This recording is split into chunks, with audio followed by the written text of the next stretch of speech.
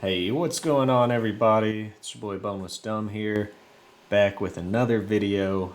Hopefully, by the time I get this edited and uploaded, they'll just be back to back. Not sure how frequently I'm going to be posting, so don't get your hopes up on daily videos. I still got a job, got a life, and pretty damn busy, honestly. But today, we're doing a bit of sniping on USS Texas, playing some good old Vanguard, because if y'all know me, y'all know I don't like the modern CODs, and even this is too modern for me sometimes. I'll probably be going back to COD 4 before too long, and let me tell you, this jump point just infuriated me. I almost rage quit the game.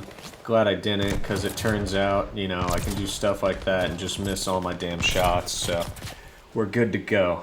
But anyways, been having a lot of fun sniping on this game. I have been encountering a good number of cheaters, aimbotters, and people like that, unfortunately, in this game, which is kind of the risk you take when you play the older titles that are no longer making that much money and that the developers don't really care about.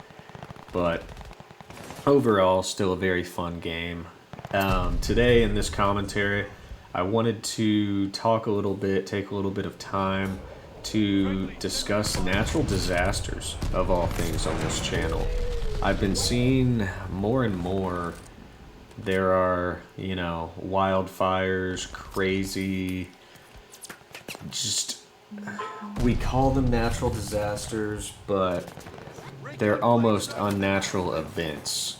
Like, they just keep getting worse and worse, and there's conspiracy theorists out there who think there's some kind of weapon. I don't necessarily buy into that, but the one thing I have noticed is it's just becoming worse and worse. I'm not going to speculate why, but I am going to make this video to put out there.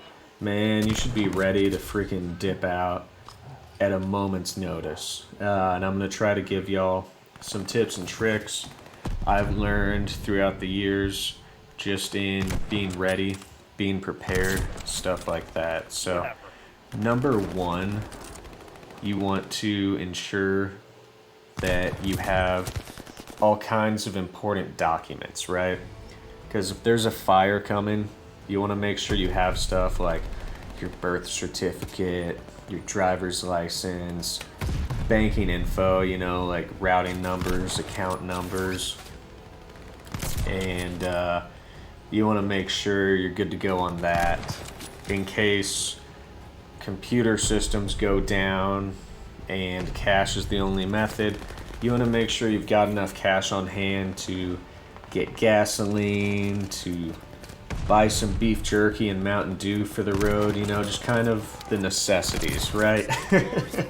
I consider beef jerky and Mountain Dew to absolutely be a necessity if I'm traveling more than 40 feet.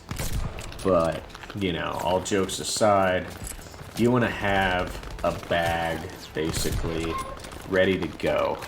You can buy non-perishable foods. You can even buy MREs, the military's meals ready to eat. And what that's going to do is very compact food. You can throw it in just a normal little backpack, pick it up, and just be good to go. You throw a backpack in your truck or your car or whatever, grab the documents, you already know where they are, you already know everything you need to take, and you're on the road getting out of there. And in the event of a fire or a flood, yeah, that's very critical. I remember one time when I was younger, it was my mom, my dad, my sister, and I out floating the Guadalupe River, having a great time, and we had a RV, like a little travel trailer that we pulled with my dad's truck, right? And so we were having a great time until it's like 3 in the morning, and we had no clue. Someone's knocking on the door to our trailer. We answer it, and it's a sheriff's deputy, right? And so we think, something's been stolen, there's some crime in the area, he's checking it out, whatever, maybe we messed up and we're in some spot we shouldn't be. But turns out there was a flood headed our way, and he told us we had 30 minutes to get out. And so, for those of you who aren't familiar with travel trailers, like, you gotta mount up, you know, take the chocks off, hook it up to the truck if you detached it, and disconnect all the sewage and electricity. Make sure nothing's gonna be clanging around in the back. So it's a more involved process than people think. If you've ever been in one, you kind of know, but there's a lot more to it than just driving off. But that being said, luckily, I was barely old enough at the time to be helpful. My sister didn't really know how anything worked, nor did my mom. So it was basically just my dad and I freaking just going crazy, locking stuff down and getting moving. But the point of that story is that you need to know all the equipment you have, everything you're going to need, stuff like that. And you need to be ready at a moment's notice. I would honestly say for like a wildfire or any type of natural disaster, 30 minutes might be too far, might be too long. You know, you should be ready to move out in 10 minutes. My personal setup, I got food and water in a backpack, documents in another pack that's in my gun safe, you know. So I just throw 2 backpacks in the truck, get dressed, strap on my gun belt, grab my rifle, and I have a chest rig with a combat load of ammunition for my rifle. And then if I think it's going to be a really long time, I basically got a flyer's bag with a lot more food and water and even some extra ammunition as well as medical supplies. Because especially if you take medication like I do, you're going to want to make sure that you have all that medication in an easy place where you can just grab it and go. That's kind of the moral of the story. Anything you could possibly need to dip out, put it all in the same place, man. Even if it's kind of inconvenient for daily use, you know, take that inconvenience on a good day and save yourself the trouble on a really bad day. That's probably, if you get nothing else out of this video, it is just be ready to migrate like a freaking bird. Because these fires, these earthquakes, even riots and stuff, they're just gonna get worse, man, I tell you. And right now it's pretty hot all across the country, but once it starts cooling down, people tend to get more violent when it cools down. So you want to make sure, let's say there's a angry mob headed to your house. 10 years ago, I would have sounded like the dumbest guy in the room for suggesting that you need to be prepared for an angry mob coming down your street. But nowadays, man, I don't think that's too outlandish of a statement. So the other side of that is you should make sure that your vehicle is good to go. That you have a jack, a spare tire, maybe even some common spare parts like fan belt, have some coolant with you, have some antifreeze with you, all that good stuff. You know, road flares are never a bad idea to have. And you also want to make sure that you keep your gas tank filled up. And I'll admit, I'm personally kind of bad about that because I work from home.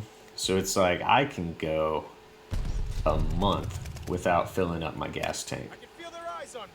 But I always make sure I have enough gas to go at least to my pre-designated bug out location in case there is a fire, violence in the streets, anything like that. So that way I know, no matter what, that I'll always have enough fuel to get there. And you really don't want to be going to a gas station trying to procure fuel when everyone else is, because everyone's heart's racing, everyone's getting kind of desperate, maybe they're running out of gas, maybe there's a long line. Everyone's tensions are just going to be at an all-time high, and in any type of disaster situation, my personal advice is to avoid others as much as you possibly can. They aren't necessarily your enemy, and I don't want to give off the viewpoint that I see, my brothers and sisters in Christ as my enemy, God's other creations as my enemy. But when disaster strikes, people become very unpredictable, very desperate. They'll get hungry, and so you really just want to try to avoid that type of conflict, that type of potential conflict, as much as possible. And again, I'm not saying just be paranoid of any person you find on the street. This isn't The Walking Dead or anything like that. But try to limit interactions with the public during these disaster situations. The other thing is, if you have family members like I do, you got to make sure that they're filled in on the plan. If there's anything they can do to help, obviously my wife's not as strong as me, but she is a nurse, so her job will be, hey, make sure we got all the medical supplies good to go, all the medicine, stuff like that, help me load up the dogs, and I'll kind of take care of the heavy lifting and provide security while we're loading up the vehicle. Fortunately, my vehicle stays in the garage and is the one we take, so we're not really exposing ourselves while we're loading things up. But anyways, while the world's going to hell, I just wanted to make this quick video, give some tips on getting out safely and efficiently. That's gonna do it. My name's Boneless Stone, and I'm out.